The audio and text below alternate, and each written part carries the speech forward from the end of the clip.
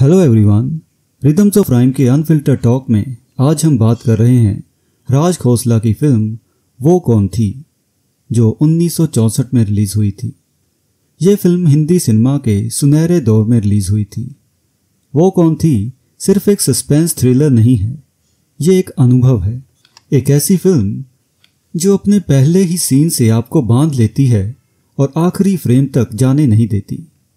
चलिए जानते हैं कि क्यों यह फिल्म अपने अनफॉरगेटेबल परफॉर्मेंसेस, टाइमलेस म्यूजिक और रहस्यमयी माहौल के कारण 6 दशक के बाद भी दर्शकों को मोहित करती है।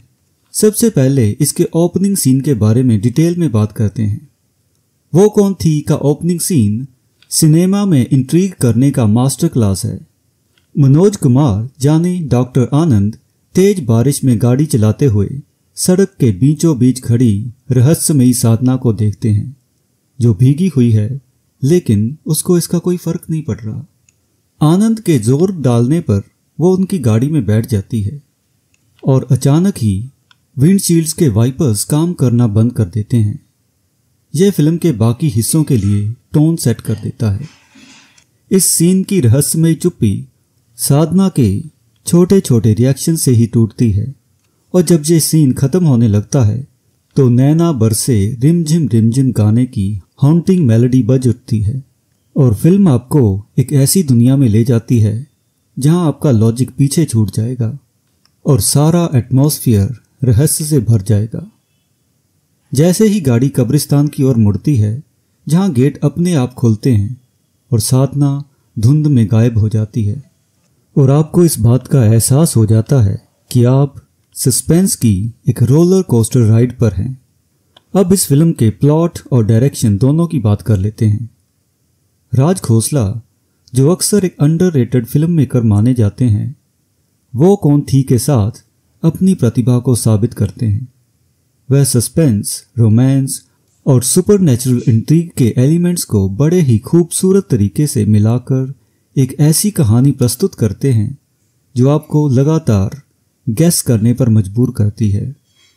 फिल्म नवार की तकनीक में राज खोसला की महारत, जो उन्होंने अपने करियर की शुरुआत में हासिल की थी, इस फिल्म के सस्पेंस और इंट्रीग को और भी निखारती है।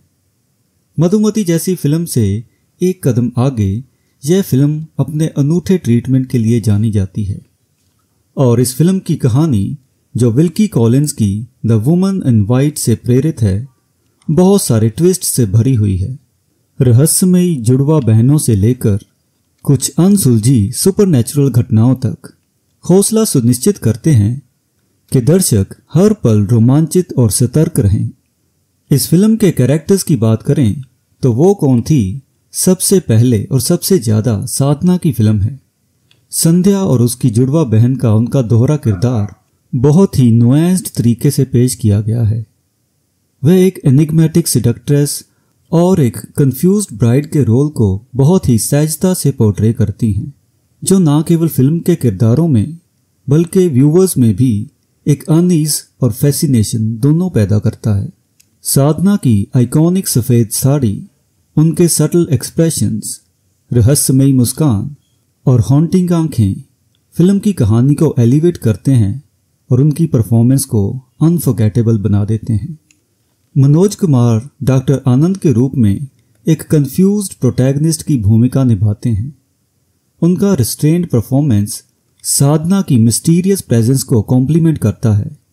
उनकी कंफ्यूजन और पैरानोया बिलीवेबल है, लेकिन फिर भी यह फिल्म साधना की है। अगर हमने तुलना करनी हो तो मधुमती फिल्म की छवि हमारे दिमाग में उभरती है। मनोज कुमार फिल्म के अंत तक अपने प्रसिद्ध फेशियल एक्सप्रेशन का ज्यादा उपयोग नहीं करते। उनका चेहरा अधिकतर समय ब्लैंक रहता है और उनका चिल्लाना एक समय के बाद रेपिटेटिव लगने लगता है। वहीं दिलीप कुमार मधुमती में मिस्ट्री से भरे हालातों में एक कैरेक्टर की उलझन को बेहतर तरीके से पोर्ट्रे करते हैं। और हेलन की बात करें तो सीमा के किरदार में उन्होंने अपना लिमिटेड रोल अच्छे से निभाया है। वे अपने सीन्स को चार्म और ग्रेस से जोड़ती हैं, जिससे उनके किरदार की अनटाइमली डेथ और इम्पैक्टफुल हो जाती है। प्रेम चोपड़ा एक स्कीमिंग कज़न रमेश के रूप में सॉलिड परफॉर्मेंस देते हैं, हालांकि उनका स्क्रीन टाइम बहुत सीमित है। और सपोर्टिंग कास्ट में के.एन. सिंह और धूमल फिल्म में अलग अलग एस्पेक्ट्स जोड़ते हैं। प्रेम चोपड़ा जब स्क्रीन पर आते हैं तो वह प्राइम सस्पेक्ट लगते हैं, वहीं के.एन. सिंह का एक्सप्रेसिव चेहरा और उनकी चुप्पी सस्पिशन की सुई उनकी ओर भी घुमा देती है, खासकर जब उनकी बेटी डॉक्टर आनंद के साथ शिमला जाती है। लेकिन फिल्म सरप्राइजेस से भरी हुई है जो क्लाइमैक्स पर जाकर ही अनरेवल होते हैं। और चलिए अब बात करते हैं इस फिल्म की आत्मा यानी मदन मोहन के संगीत की। लग जा गले और नैना बरसे रिमझिम रिमझिम जैसे गाने सिर्फ गीत नहीं हैं, ये इमोशंस हैं। संगीत सिर्फ कहानी के साथ चलता नहीं, बल्कि सस्पेंस और उदासी को और भी गहरा करते हुए कहानी का पार्ट ही बन जाता है। लग जा गले को ही लीजिए, जिसे शायद अब तक के सबसे रोमांटिक गानों में से एक माना जाता है।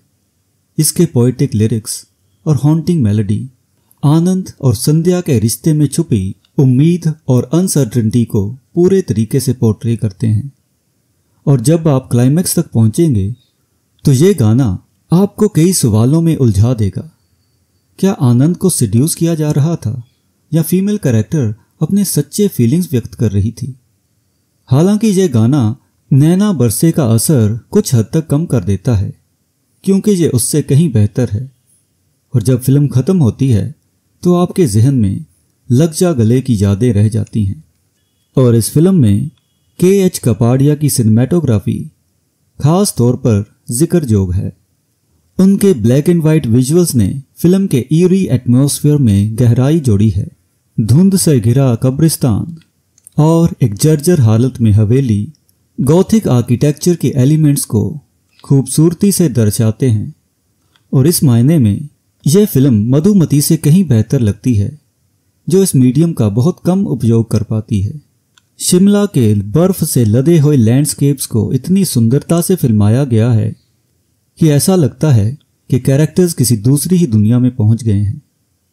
हालांकि फिल्म खामियों के बिना नहीं है। क्लाइमैक्स ड्रामेटिक होते हुए भी कई सवालों को छोड़ जाता है, जैसे कुछ अनएक्सप्लेन्ड कोइंसिडेंसेस या विंडशील्ड वाइपर्स का बंद हो जाना। पर एक अच्छा work of art willing suspension of disbelief के एलिमेंट को अपने अंदर संजोए रखता है और फिल्म का ओवरऑल एटमॉस्फेयर इन छोटे छोटे सवालों को पीछे छोड़ देता है। तो इस वीडियो के अंत में हम ये कह सकते हैं कि इस फिल्म में साधना की शानदार परफॉर्मेंस, मदन मोहन की मेलोडीज और राज खोसला का डायरेक्शन मिलकर इसको एक ऐसी फिल्म बनाते हैं जो आपकी यादों में लंबे समय तक रहेगी। तो आपको ये फिल्म कैसी लगी आप कमेंट्स में हमें बता सकते हैं।